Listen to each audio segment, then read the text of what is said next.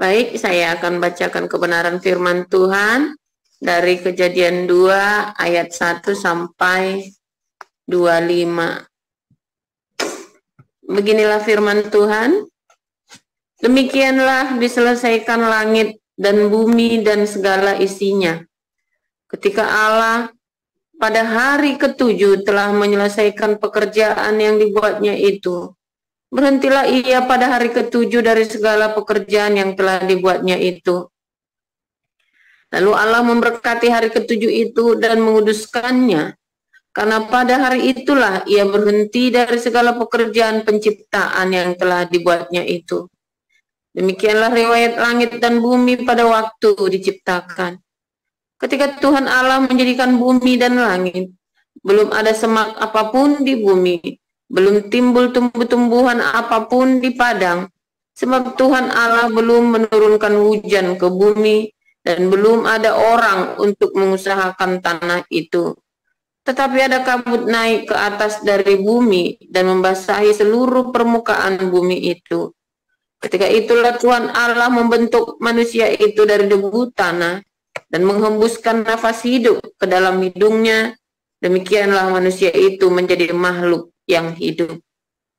Selanjutnya Tuhan Allah membuat taman di Eden di sebelah timur. Disitulah ditempatkannya manusia yang dibentuknya itu. Lalu Tuhan Allah menumbuhkan berbagai-bagai pohon dari bumi yang menarik, yang baik untuk dimakan buahnya, dan pohon kehidupan di tengah-tengah taman itu, serta pohon pengetahuan tentang yang baik dan yang jahat. Ada suatu sungai mengalir dari Eden untuk membasahi taman itu, dan dari situ sungai itu terbagi menjadi 4 cabang. Yang pertama namanya Pison, yakni yang mengalir mengelilingi seluruh tanah Hawilah, tempat emas ada. Dan emas dari negeri itu baik. Di sana ada damar, bedolah, dan batu krisopras. Nama sungai yang kedua ialah Gihon, yakni yang mengalir mengelilingi seluruh tanah Kush. Nama sungai yang ketiga ialah Tigris, yakni yang mengalir di sebelah timur Asyur, dan sungai yang keempat ialah Efrat. Tuhan Allah mengambil manusia itu dan menempatkannya dalam Taman Eden untuk mengusahakan dan memelihara taman itu. Lalu Tuhan Allah memberi perintah ini kepada manusia. Semua pohon dalam taman ini boleh kau makan buahnya dengan bebas. Tetapi pohon pengetahuan tentang yang baik dan yang jahat itu, janganlah kau makan buahnya, sebab pada hari engkau memakannya, pastilah engkau mati. Tuhan Allah berfirman, tidak baik kalau manusia itu seorang diri saja. Aku akan menjadikan penolong baginya yang sepadan dengan dia. Lalu Tuhan Allah membentuk dari tanah segala binatang hutan dan segala burung di udara. Dibawanya lah semuanya kepada manusia itu untuk melihat bagaimana ia menamainya, dan seperti nama yang diberikan manusia itu kepada tiap-tiap makhluk yang hidup, demikianlah nanti nama makhluk itu. Manusia itu memberi nama kepada segala ternak, kepada burung-burung di udara, dan kepada segala binatang hutan. Tetapi baginya sendiri ia tidak menjumpai penolong yang sepadan dengan dia. Lalu Tuhan Allah membuat manusia itu tidur nyenyak. Ketika ia tidur, Tuhan Allah mengambil salah satu rusuk daripadanya, lalu menutup tempat itu dengan daging. Dan dari rusuk yang diambil Tuhan Allah dari manusia itu, dibangunnyalah seorang perempuan, lalu dibawanya kepada manusia itu. Lalu berkatalah manusia itu, inilah dia, tulang dari tulangku dan daging dari dagingku.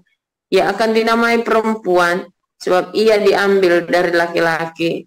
Sebab itu seorang laki-laki akan meninggalkan ayahnya dan ibunya, dan bersatu dengan istrinya, sehingga keduanya menjadi satu daging. Mereka keduanya telanjang, manusia dan istrinya itu, tetapi mereka tidak merasa malu. Demikian pembacaan firman Tuhan. Lanjut, Ibu Lucy membaca dari Yohanes 6 ayat 1 sampai 24. Open cam ya. Siap, Pak Enandro. Baik, saya akan membaca dari Yohanes 6 ayat 1 sampai 24. Sesudah itu Yesus berangkat ke seberang danau Galilea, yaitu danau Tiberias. Orang banyak berbondong-bondong mengikuti dia, karena mereka melihat mujizat-mujizat penyembuhan yang diadakannya terhadap orang-orang sakit. Dan Yesus naik ke atas gunung dan duduk di situ dengan murid-muridnya. Dan Paskah, hari raya orang Yahudi, sudah dekat. Ketika Yesus memandang sekelilingnya dan melihat bahwa orang banyak berbondong-bondong datang kepadanya, berkatalah ia kepada Filipus, "Di manakah kita akan membeli roti supaya mereka ini dapat makan?" Hal itu dikatakannya untuk mencobai dia. Sebab ia sendiri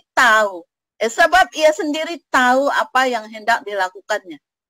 Jawab Filipus kepadanya, "Roti seharga 200 dinar tidak akan cukup untuk mereka ini, sekalipun masing-masing mendapat sepotong kecil saja." Seorang dari murid-muridnya, yaitu Andreas, saudara Simon Petrus, berkata kepadanya, "Di sini ada seorang anak yang mempunyai 5 roti jelai dan 2 ikan. Tetapi apakah artinya itu untuk orang sebanyak ini?" Kata Yesus, "Suruhlah orang-orang itu duduk. Adapun di tempat itu banyak rumput. Maka duduklah orang-orang itu, kira-kira 5.000 laki-laki banyaknya." Lalu Yesus mengambil roti itu, mengucap syukur dan membagi-bagikannya kepada mereka yang duduk di situ. Demikian juga dibuatnya dengan ikan-ikan itu, sebanyak yang mereka kehendaki. Dan setelah mereka kenyang, ia berkata kepada murid-muridnya, "Kumpulkanlah potongan-potongan yang lebih, supaya tidak ada yang terbuang."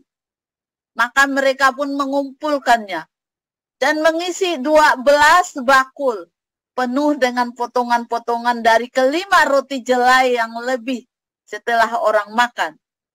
Ketika orang-orang itu melihat mujizat yang telah diadakannya, mereka berkata, "Dia ini adalah benar-benar nabi yang akan datang ke dalam dunia."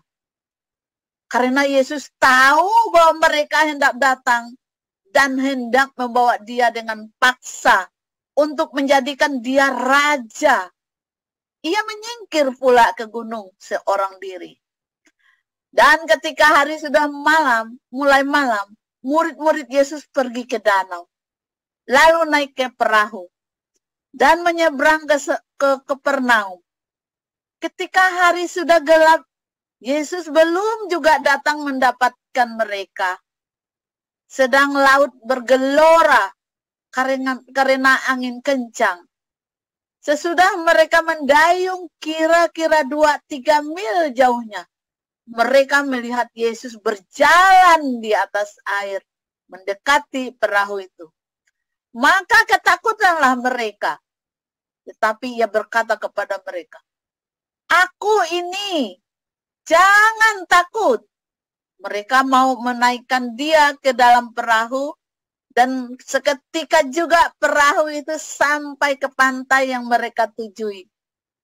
Pada keesokan harinya, orang banyak yang masih tinggal di seberang melihat bahwa di situ tidak ada perahu selain daripada yang satu tadi, dan bahwa Yesus tidak turut naik ke perahu itu bersama-sama dengan murid-muridnya, dan bahwa murid-muridnya saja yang berangkat. Tetapi sementara itu beberapa perahu lain datang dari Tiberias, dekat ke tempat mereka makan roti. Sesudah Tuhan mengucap syukur atasnya, ketika orang banyak melihat bahwa Yesus tidak ada di situ, dan murid-muridnya juga tidak, mereka naik ke perahu-perahu itu, lalu berangkat ke Kapernaum untuk mencari Yesus. Demikian pembacaan firman Tuhan. Terima kasih Pak Endardo. Ya, saya lanjutkan. Ya. Ketika orang banyak menemukan Yesus di seberang laut itu, mereka berkata kepadanya, Rabi, bila mana engkau tiba di sini? Yesus menjawab mereka, Aku berkata kepadamu, sesungguhnya kamu mencari aku, bukan karena kamu telah melihat tanda-tanda, melainkan karena kamu telah makan roti itu dan kamu kenyang. Bekerjalah bukan untuk makanan yang akan dapat binasa, melainkan untuk makanan yang bertahan sampai kepada hidup yang kekal, yang akan diberikan Anak Manusia kepadamu. Sebab dialah yang disahkan oleh Bapa Allah dengan meterainya. Lalu kata mereka kepadanya, apakah yang harus kami perbuat supaya kami mengerjakan pekerjaan yang dikehendaki Allah? Jawab Yesus kepada mereka, inilah ini pekerjaan yang dikehendaki Allah, yaitu hendaklah kamu percaya kepada Dia yang telah diutus Allah. Maka kata mereka kepadanya, tanda apakah yang kau perbuat supaya dapat kami melihatnya dan percaya kepadamu? Pekerjaan apakah yang engkau lakukan? Nenek moyang kami telah makan mana di padang gurun. Seperti ada tertulis, mereka diberikannya makan roti dari surga. Maka kata Yesus kepada mereka, Aku berkata kepadamu, sesungguhnya bukan Musa yang memberikan kamu roti dari surga, melainkan Bapakku yang memberikan kamu roti yang benar dari surga. Karena roti yang dari Allah ialah roti yang turun dari surga dan yang memberi hidup kepada dunia. Maka kata mereka kepadanya, Tuhan, berikanlah kami roti itu senantiasa. Kata Yesus kepada mereka, Akulah roti hidup. Barang siapa datang kepadaku, ia tidak akan lapar lagi. Dan barang siapa percaya kepadaku, ia tidak akan haus lagi. Tetapi aku berkata kepadamu, sungguh pun kamu telah melihat aku, kamu tidak percaya. Semua yang diberikan Bapa kepadaku akan datang kepadaku. Dan barang siapa datang kepadaku, ia tidak akan kubuang. Sebab aku telah turun dari surga, bukan untuk melakukan kehendakku, tetapi untuk melakukan kehendak Dia yang telah mengutus aku. Dan inilah kehendak Dia yang telah mengutus aku, yaitu supaya dari semua yang telah diberikannya kepadaku, jangan ada yang hilang, tetapi supaya aku bangkitkan pada akhir zaman. Sebab inilah kehendak Bapakku, supaya setiap orang yang melihat anak dan yang percaya kepadanya beroleh hidup yang kekal, dan supaya aku membangkitkannya pada akhir zaman. Maka bersungut-sungutlah orang Yahudi tentang Dia, karena Ia telah mengatakan, Akulah roti yang turun dari sorga. Kata mereka, bukankah Ia ini Yesus, anak Yusuf, yang ibu bapanya kita kenal? Bagaimana Ia dapat berkata, Aku telah turun dari sorga? Jawab Yesus kepada mereka, jangan kamu bersungut-sungut. Tidak ada seorang pun yang dapat datang kepadaku, jikalau ia tidak ditarik oleh Bapa yang mengutus aku, dan Ia akan kubangkitkan pada akhir zaman. Ada tertulis dalam kitab nabi-nabi, dan mereka semua akan diajar oleh Allah. Dan setiap orang yang telah mendengar dan menerima pengajaran dari Bapa datang kepadaku. Hal itu tidak berarti bahwa ada orang yang telah melihat Bapa, hanya Dia yang datang dari Allah, Dialah yang telah melihat Bapa. Aku berkata kepadamu, sesungguhnya barang siapa percaya, ia mempunyai hidup yang kekal. Akulah roti hidup. Nenek moyangmu telah makan mana di padang gurun, dan mereka telah mati.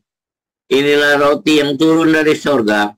Barang siapa makan daripadanya, ia tidak akan mati. Demikian firman Tuhan. Ya, lanjut Bu Linda Simarmata membaca dari Yohanes 6 ayat 51 sampai 71. Yohanes 6 ya Pak? Ya, ayat 51 sampai 71.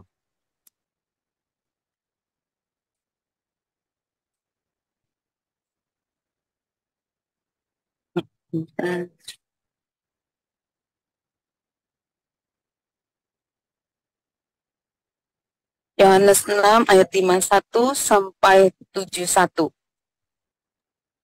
Akulah roti hidup yang telah turun dari sorga.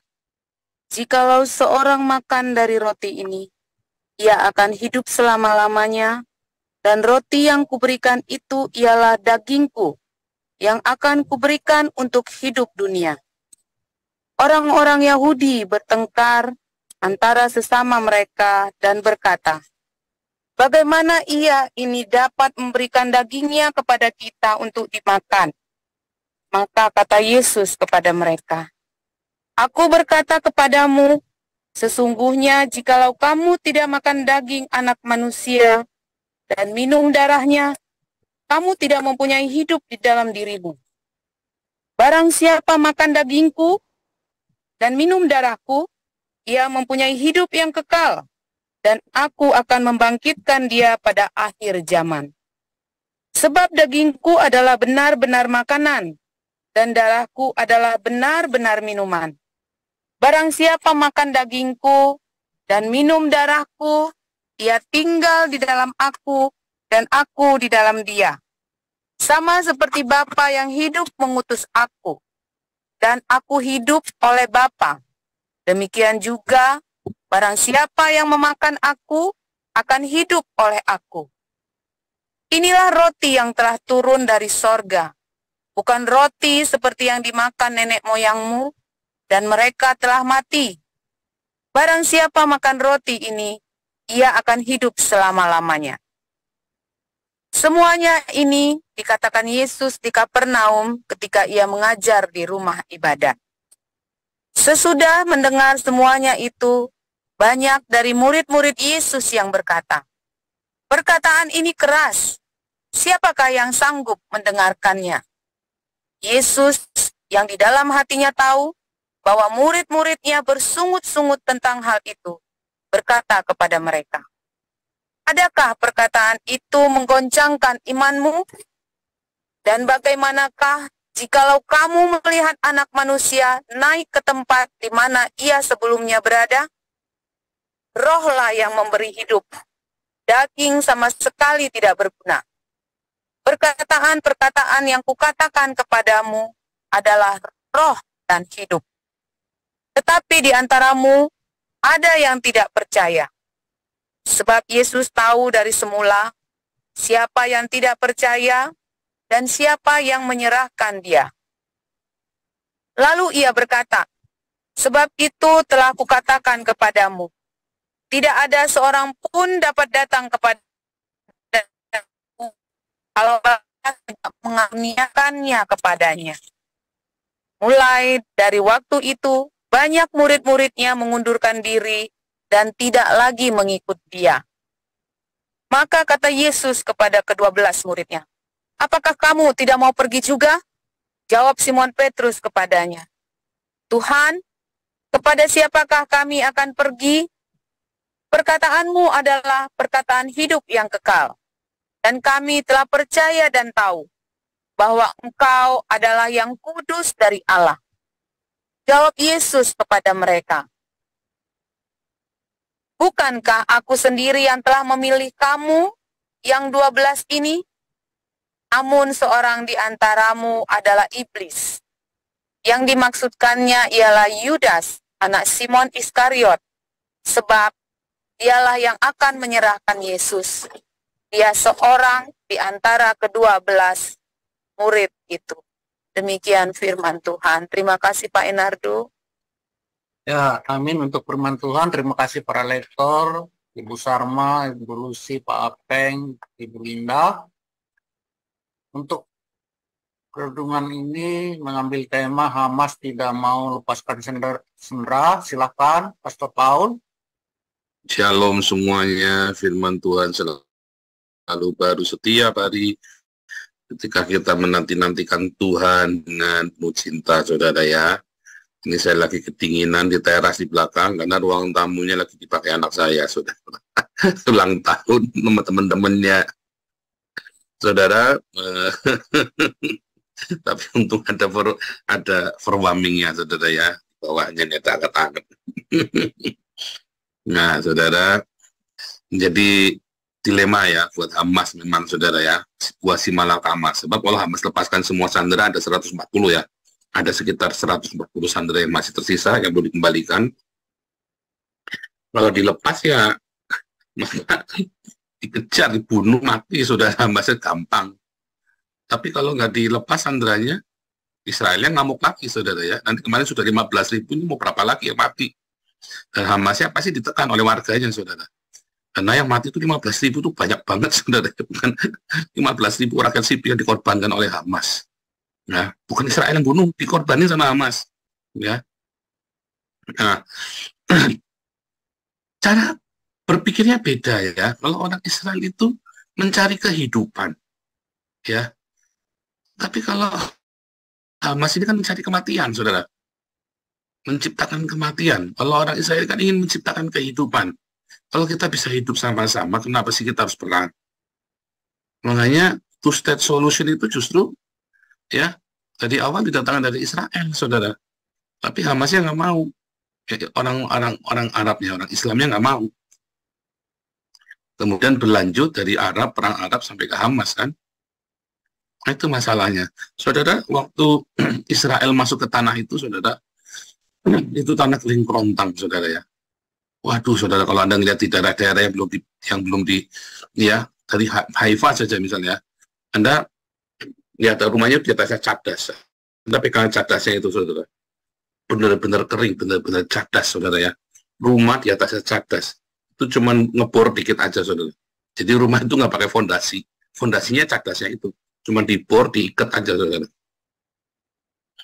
Nah, terus cadasnya dikasih kawat, saudara, supaya jangan rontok ya. Hebat ya teknologinya Israel. Kalau Anda lihat di Palestina, ya nggak ada yang begitu, saudara ya. Itu hanya di daerah Israel saja yang begitu. Itu tanah benar-benar kering kerontang, terkutuk, saudara ya. Ketika Israel itu terusir dari Yerusalem itu, ketika Israel terusir dari Palestina, dari tanah perjanjian itu, saudara, tahun 70 dan tahun 135 ya terusir semua. Itu tanah benar-benar terkutuk, saudara. Dari tanah yang subur, penuh susu dan madu, menjadi tanah yang terkutuk. Ya, wah ngeri, saudara ya. Perang di situ ya, setiap abad selalu ada perang di daerah itu, saudara ya. Setiap abad pertama, ya, zamannya Titus, abad kedua Bar Kokhba, abad ketiga zamannya Kaisar Roma, datang lagi, saudara. Terus ya, abad keempat Sasanid, kelima, terus sudah abad ke-10, ke-9 sampai ke-12 perang salib. Aduh, ke-14 zamannya Ottoman Turki, ya. Setiap abad itu ada perang gede di situ, saudara. Itu tanah benar-benar terkutuk, saudara, sehingga orang nggak bisa tinggal lama di sana. Jadi bohong kalau ada orang tinggal, saya sini sudah lebih dari 200 tahun, itu bohong, saudara ya. Itu tanah setiap tahun ganti orang, saudara. Ya, setiap tahun ganti orang, setiap 100 tahun pasti ganti orang. Karena apa, saudara? Karena memang tanah itu terkutuk. Sampai Israel, ya, ada gerakan itu ya, Sionisme itu ya. Selama 2000 tahun, orang Yahudi ini diproses oleh Tuhan. Diproses dengan luar biasa sekali, ya, sehingga dia mengerti makna kehidupan, makna mencari hidup, saudara ya. Makanya namanya selalu semboyannya apa, saudara? Am Israel Chai. Ya, Am Israel Chai itu artinya umat Israel, ada kehidupan. Hiduplah umat Israel. Kalau Indonesia kan merdeka, karena mati masih dijajah, saudara ya. Indonesia kan semboyannya kan merdeka, ya kan? Karena selalu dijajah Indonesia itu ya. Kalau Israel itu Am Israel Chai. Ya. Ada kehidupan karena Israel mencari kehidupan, memaknai kehidupan ya. Kenapa hari ini selalu saya cerita dengan Tikkun Olam, bagaimana berkontribusi terhadap semesta. Orang-orang Israel ini mencoba berkontribusi bagi dunia, saudara ya. Mengerjakan taman itu, saudara. Israel dikasih tanah perjanjian yang penuh dengan susu dan madu. Tetapi karena Israel berbuat dosa, mereka terbuang dari tanah itu. Tetapi ketika Tuhan memulihkan mereka sesuai dengan janji Tuhan kepada Musa dan kepada para nabi, orang Israel kembali. Dan tanah yang terkutuk itu dikerjakan oleh Israel. Tikun olam. Fix, dibenerin, so, direparasi tanah itu, saudara. Itu tanah nggak bisa ditanamin, saudara. Serius, itu tanaman nggak bisa ditanamin. Saya pegang tanahnya, aduh, ngeri itu tanah itu, saudara ya. Nggak ada vitaminnya sama sekali. Makanya caranya gimana, saudara?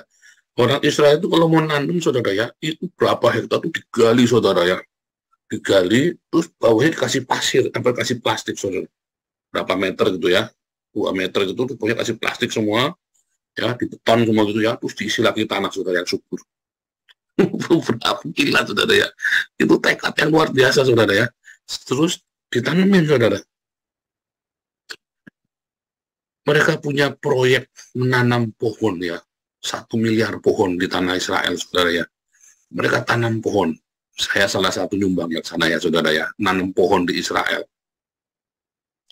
Jadi kalau Anda lihat di daerah West Bank,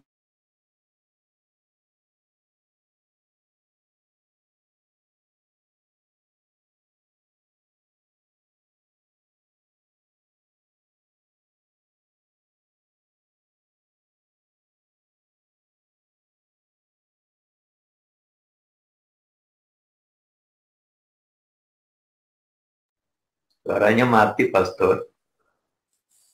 Nge-lag ya Pak Awi.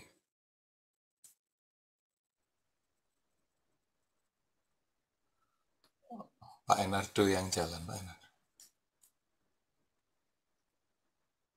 Pastor Paul, kalau daerah West Bank itu kering kerontang, hampir nggak ada pohon, jarang lihat pohon di sana.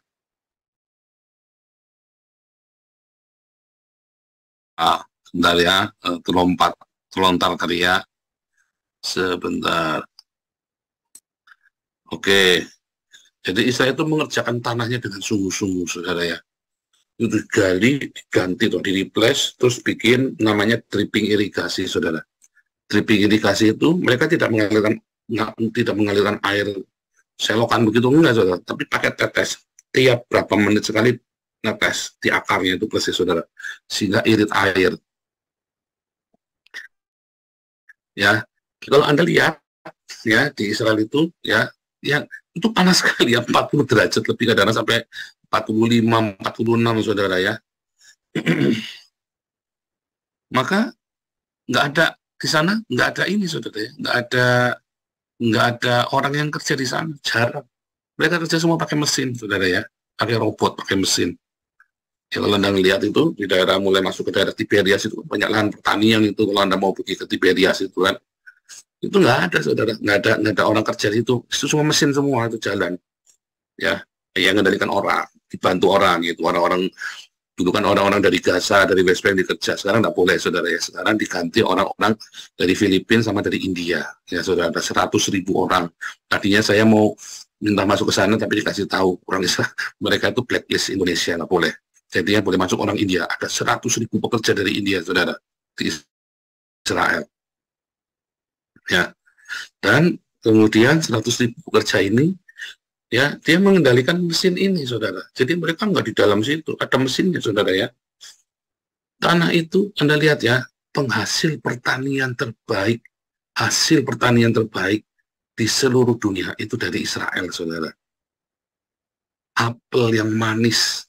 Anda kalau pergi ke Israel nggak ada buah jeruk asam, nggak bisa dimakan, itu nggak ada. Manis. Anda pergi ke pasar beli sama milih, saudara. Itu di Indonesia kalau beli jeruk ya, jangankan di pasar, Anda beli ke supermarket aja asem, saudara. Asem, saudara ya. Di Israel itu nggak ada buah asem, itu nggak ada. Seger, saudara. Ya, nggak ada buah kebanyakan lilin itu ya, yang diawetin nggak ada. Seger semuanya, saudara. Apel, jeruk, apalagi, saudara, semua buah-buahan itu ya. Pisang, ada pisang, aduh, enak sekali pisangnya, manis sekali, lembut sekali, saudara ya. Anggurnya, aduh, enak sekali sungguh, saudara ya. besar-besar, saudara, ya, gede-gede banget anggurnya, itu manis-manis. Enak sekali, saudara. Nggak ada asamnya, saudara. Enak sekali, saudara. Semua yang terbaik ada di sana. Dia benar-benar mengerjakan, ya, tikun olam itu tadi. Fixing the world. Contribute to the universe, saudara. Benar-benar, saudara, ya. Apa yang dilakukan oleh Adam dan Hawa, peliharalah, kerjakan amal itu. Ini tanahnya sudah terkutuk, saudara. Gimana? Tanahnya sudah terkutuk. Gimana caranya? Dia minta blessing, saudara, dari surga. Makanya caranya Israel itu gimana, saudara? Minta blessing itu dengan mengampuni musuh-musuhnya. Ya, mungkin kali itu banyak orang jauh Israel kok tidak mengampuni musuhnya. Kalau Israel tidak mengampuni musuhnya, Indonesia sudah lama babak belur, hancur lebur, saudara. Iran itu udah lama babak belur, itu Houthi Takilan udah lama babak belur, saudara, ya. Itu Yaman Lebanon itu udah lama babak belur. Nggak akan ada orang hidup di Gaza sama di West Bank kalau Israel tidak mengasihi musuh-musuhnya, saudara, ya. Tapi coba kemarin si Ruben Kumran dia bilang apa? Kami itu sebetulnya ingin membuat Gaza itu seperti Singapura. Sebab kalau Gaza itu maju, maka mereka nggak punya kepikiran membunuh orang Israel lagi. Orang yang maju negaranya, saudara, ya, mereka nggak akan berpikir bagaimana saya mau musuhin orang, saudara. Udah nyaman. Benar nggak? Kecuali orang ini penuh dengan kebencian. Tapi rata-rata orang waras, kalau sudah maju, dia berpikirnya apa, saudara? Ya, bagaimana saya bisa mempertahankan supaya enak kok, nyaman begini kok. Makanya mau dibikin maju. Itu cara yang paling gampang daripada perang. Kalau perang, dia perang balas-balasan terus, mau berapa lama? Tapi kalau dibikin maju itu negaranya, kayak Singapura. Coba berapa kali Singapura itu dibully sama Malaysia, sama Indonesia. Ada nggak Singapura balas? Nggak ada, saudara. Kan negara ini maju sekali. Dibully sama Malaysia, ya dulu ya masalah air, ya. Singapura mikirnya apa? Ya udah, kita bikin air sendiri. Ajaib, bikin air sendiri. Nggak boleh nggak dikasih, benar dijatah, ya. Jatahnya dicabut sama Malaysia, nggak dikasih. Bikin air sendiri Singapura, saudara. Indonesia berapa kali membuli, ya, kirim mata-mata apa segala macam ke Singapura. Apa yang dilakukan oleh Singapura? Kalau kalau perang itu menang Singapura, saudara. Tapi itu negaranya terlalu maju, terlalu hebat, saudara. Pikirannya Singapura apa? Cuma nengok, itu negara kere, macam-macam sama saya. Udah, sorry, kita terlalu sibuk lah. Ya, money. Dia bilang, ya, time is money, ya. Dia bilang begitu, ya, saudara, ya. Aduh. Sibuk, mereka sudah terlalu sibuk untuk balas dendam. Nah, Singapura itu benar-benar dibikin sibuk sehingga nggak pernah ngurusin agama, teroris, nggak ada, saudara. Singapura ada teroris. Terlalu sibuk, saudara, ya. Terlalu sibuk. Ya. Makanya nggak mau. Dan Singapura ngurusin agama, saudara. Itu tikun olam, ya, saudara. Dapatnya dari mana orang Singapura? Dari Israel. Singapura itu belajarnya dari Israel. Semua persis Israel, saudara. Ya. Semua persis Israel. Pertahanannya, sistem keamanannya, semuanya. Caib, ya, saudara, ya. Itulah tikun olam, saudara. Tapi Tuhan Yesus bilang apa? Bekerjalah untuk makanan yang kekal, saudara, ya. Bekerjalah untuk makanan yang tidak binasa. Ya, kalau Hamas bukan cuma bekerja untuk makanan yang binasa, tapi Hamas itu memang maunya bawa mati, sudah cari mati. Nah, tapi Tuhan Yesus ajarkan bekerja untuk makanan yang tidak binasa. Yaitu apa, saudara? Diakonia. Ya, menyatakan cinta bagi alam semesta ini. Berkontribusi bagi dunia ini, bukannya mateni orang, bunuhin orang. Ya, bukannya menyalurkan kebencianmu, saudara. Tapi bagaimana kamu menyatakan cintamu kepada orang-orang yang membencimu. Menyatakan cintamu kepada orang-orang yang memusuhi kamu, saudara. Itu bekerja, saudara, ya. Itu suatu pekerjaan, ya. Menyatakan cinta. Kamu penuh dengan cinta. Sehingga kamu hidupnya diberkati. Orang yang penuh cinta itu hidupnya diberkati. Percaya saya. Jadi kalau Anda lagi dibenci orang, jangan takut. Kalau Anda laki-laki bangkrut, Anda lagi jatuh di bawah, yang penting cek, adakah cinta di hatimu? Anda pasti bangun cepat. Begitu hatimu dikuasai kebencian, ya udah repot. Kamu diperbudak oleh kebencian. Tapi kalau hatimu selalu melimpah dengan cinta, jangan takut, saudara. Kenapa, saudara? Karena cinta itu selalu berkarya, saudara. Akan membimbingmu. Cinta itu akan menuntun langkah kakimu, saudara. Ya, nah, kalau terus kamu berhasil, ketika kamu sudah berhasil, jangan terus kamu berbalik pikiran, oh aku sekarang sudah sukses, tak balas ini orang-orang ini. Oh jangan, saudara. Kalau kamu sudah sukses, jangan balas orang. Pikirlah baik sama orang yang memusuhi kamu. Ayo, siapa di sini yang sudah sukses terus pengen balas? Hati-hati kamu ya. Kamu buang waktu dan membuang berkatmu. Jangan kamu dulu disakiti orang, sekarang kamu sukses. Lalu kesuksesanmu, kamu bertekad membalas orang yang dulu mencelakakan kamu. Hati-hati kamu. Jangan sampai nanti berbalik, kebencian itu akan menghabiskanmu, saudara. Ingat tikun olam ya, fixing the world. Kamu dulu benci sama saya, sekarang saya sukses. Sekarang saya akan memperbaiki. Apa yang dulu kamu benci pada saya akan balikan kepada kamu menjadi berkat. Bekerja, saudara, Anda bekerja buat dia, keenakan dia. Keenakan tuh, enak saja. Oh enggak, kamu yang enak, saudara. Salah kamu kalau bilang keenakan dia. Kamu yang enak. Kamu ketika dibenci dia, kamu tidak membalas. Kamu terus bekerja dengan cinta, kamu berhasil. Ketika kamu berhasil, terus kamu mau tengok, kamu mau balas dia. Salah, saudara, kamu turun namanya. Nyangsep, saudara, kamu. Ya, kamu surga akan marah kepadamu, saudara. Kamu yang salah malah. Tapi kamu tengok, dan kamu bilang, aku akan memberkati kamu. Ini saatnya, ya, saya membuktikan, saya membalas cintanya surga dengan memberkati musuh saya, memperbaiki alam semesta yang dirusak oleh musuh-musuh saya. Itu prinsipnya tikun olam, saudara ya. Kamu memperbaiki apa yang dirusak oleh musuh-musuhmu. Ya, kebencian itulah maksudnya. Kan musuh-musuhmu itu memberikan kebencian, perusak alam semesta, saudara. Rusakmu, rusak seluruh yang dia bisa rusak. Kembalikan dengan cinta, fixing the world, difixkan, di repair, ya, contribute to universe. Bikin dia benar, bikin dia baik, saudara. Ya, itulah yang namanya mengerjakan tanah yang Tuhan berikan kepadamu. Kamu nanti diberkati dengan luar biasa, kamu akan bahagia, itu turun-temurun surga. Ya, amin bilang, saudara ya. Kamu akan dibahagia turun-temurun, saudara, sampai berapa generasi. Makanya kamu lihat orang kaya makin kaya ya.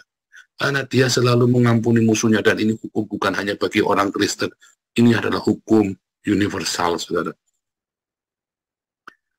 Ya, fixing the world, tikun olam. Ya, perbaiki, saudara. Orang-orang yang musuhi kamu, kamu sudah sukses, kamu sekarang punya kekuatan, kamu punya power, kamu punya kuasa buat memperbaiki masa lalu yang jahat. Musuh-musuhmu itu kan, perbaiki dia, saudara. Dikentong, dipaluni, diperbaiki. Apa? Nggak bisa sekolah, bayarin. Kenapa? Kurang makan, kasih makan. Kenapa? Mau cerai sama isinya. Kamu carikan konselor yang bagus. Kenapa? Anaknya kena narkoba. Kamu kasih konselor yang bagus. Oh, ini kenapa nih masalahnya? Ada apa dia? Kamu bisa berkati dia apa, saudara? Temani dia ketika dia lagi susah, lagi sedih. Fixing, lagi bangkrut. Kalau perlu kamu katrol. Jangan dengan kebencian, dengan cinta. Jangan berpikir, saya itu kamu. Jangan. Itu namanya tikun olam. Itulah Adam di Eden. Lalu setelah dia dewasa, dia bilang, kamu pergi keluar dari Eden.